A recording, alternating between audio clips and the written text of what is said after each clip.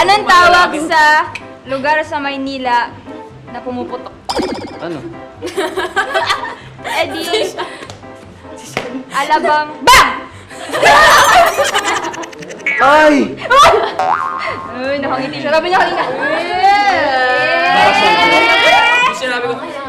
Bakit walang umaga at gabi ang Japan?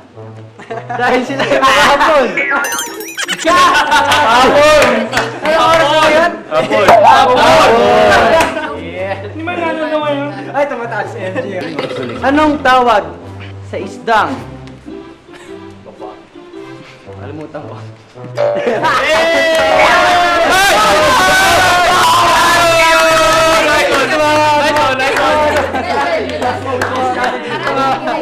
Okay, babawi ka. Hirap ako nila.